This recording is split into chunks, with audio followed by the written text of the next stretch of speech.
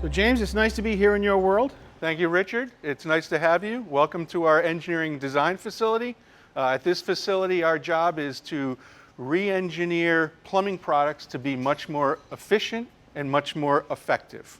You know, and the pressure's really on to save water worldwide. You know, governments are mandating, consumers are asking for lower consumption, and you're the king of the toilet, I'm told. I am the king of the toilet, and that makes my job even more difficult because the toilet is the largest consumer of water in the home today. It's about 30% of the water consumed in the home. But it still has to maintain the three basic functions of a toilet, even with less water. It has to remove bulk.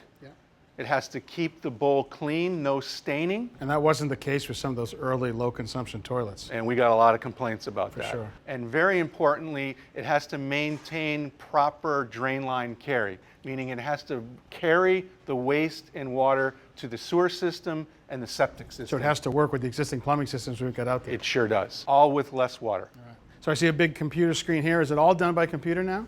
Yep, Nitin here is running our computer simulations. We're interested in measuring the speed of the water, the velocity of the water, the power of the water. We can even measure the consumption of the water. And we're able to do quick changes to different areas to get different measurements until we're completely satisfied we've got the optimum hydraulic platform on the computer. Once we're comfortable with the computer simulation, we will go to rapid prototyping where we can build up the engine, and Martin here will test it for all sorts of different factors, including consumption. Right. And once we're happy with the end product, prototype, we'll go and design the toilet to look like so it looks like a beautiful toilet. Right. Yep. But then you have to make sure that it works in the real world. We do have to do that. There's a series of industry standard tests that we have to abide by with toilets. This is a critical test. It's called drain line carry. It measures the ability of a toilet to flush waste down the drain pipe to the sewer system. All right, so it looks like you've simulated a two-story house here, 2 levels of toilets coming down into a drain line here. That's correct. And we're using a 4-inch drain line that's at a 1/4-inch pitch per foot. Pretty much the industry standard. That is the standard. But we could be as low as an 1/8 of an inch per foot, which is even harder to get the solids to move along. That's correct. All right, so is this what you flush down? And we flush down 100 3/4-inch poly balls. It has to go down a minimum of 40 feet, and we're flushing at 1.28 gallons per flush, which is the toughest water restriction standards in the country, particularly in California. All right, you ready for your test? We're ready. Okay, Bob's going to go ahead and dump the poly balls into the toilet. We're going to perform the test and see how well we do.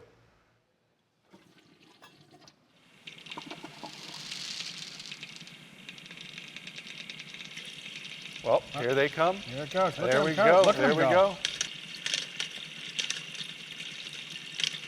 Looks like you easily made it to 40 feet. Look at that thing go. Plenty of power. It looks like we passed. Good job. Over here, we have another series of very important tests. With less and less water today, we have to make sure the toilet flushes everything out of the bowl itself. Absolutely. So what we're going to do is a mixed media test where black and white things, yep. Yep, 2,500 mixed media that have various buoyancy factors, some float, some sink, floaters and some sinkers? semi-float. Okay. Yep. All right. And the test says that we have to flush 95% of this out of the bowl to pass. Okay. Yep.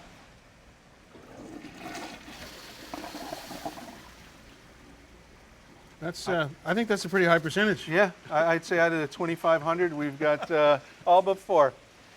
Another test that we perform is the toilet's ability to remove bulk. And to do that, we test miso paste in a sleeve. Oh boy, look at that. Yep. Yeah. The minimum that we have to test to is 7 links of miso. Yeah. In this test, we're going to test up to 12 links. Oh, go big or go home. That's right. We're going to really stretch it. Oh, look at that. With these new low-flow toilets, they still have to pass all of the tests that I showed you. But what we're seeing are homeowners starting to complain about the cleanability or the rim wash of the toilet bowl itself. Complain. They hate it. They can't stand All the it. staining. Yep. All right, well, I think it's important to understand what goes on inside of a toilet. Here's a cutaway of a typical toilet. When we're sitting at rest, you can see there's water. The blue is where the water is, and it creates a trap seal so no sewer gas comes up here. Now, you've got a tank right here. You hit the tank lever, a flapper rises like this, and water from the tank comes down through the flush valve and goes into this upper chamber. And it's going to push water down through a passageway. About 70% of the water is going to come out through this little hole at the bottom. Now that's a siphon jet that pushes water up the trapway this way. And when it gets over the top of the hill, it creates a siphon at that point, and that'll pull all the water and solid out of the bowl. So now at the very same time that most of the water is going here, about 30% is going into this rim. And the rim right here has little tiny holes that people always complain about that get clogged, and it's just not enough to clean this. What happens at the end of the cycle is the flapper closes, the air is allowed to come in through the overflow, breaking the vacuum, and there's an air gap between the water in the bowl and the water in the tank. You're exactly right, and there lies the problem, that air gap. When we flush the product, the water loses a lot of its force and velocity by displacing the air, pushing it out in order to fire the bowl jet to create the siphon. We still need that same ratio of water to do that, so what suffers is our bowl cleanliness or our rim wash. So we can't or couldn't go any lower in consumption until we address that air gap issue and solved for it. So what'd you do? We ended up separating the flush valves for the rim area and the siphon jet bowl area. Okay, so you see here on this clear see-through tank, two flush valves. The flush valve for the rim area is a conventional flush valve with the overflow. All right. Okay, the bowl siphon jet flush valve is sealed to air, so we prime that bowl and don't allow air into the bowl itself. So when this thing closes, it closes tight. That's like putting your finger on the end of a straw, so it'll trap water between the tank and the bowl? Exactly. So now we only need 30% of the water to fire the trap to flush it. 70% is dedicated to the rim wash. That'll keep it clear. Can I flush? Go ahead. So what you see is it looked like it flushed much more. That was only 1.28 gallons. That's something.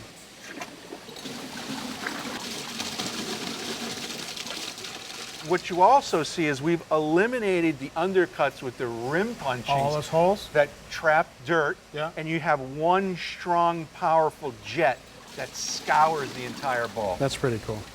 Well, if we're going to keep saving water, we're going to need creative solutions like you've done here. Thanks so much for your good work. Appreciate it. Thanks for watching.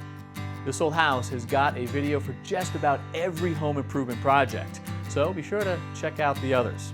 And if you like what you see, click on the subscribe button to make sure that you get our newest videos right in your feed.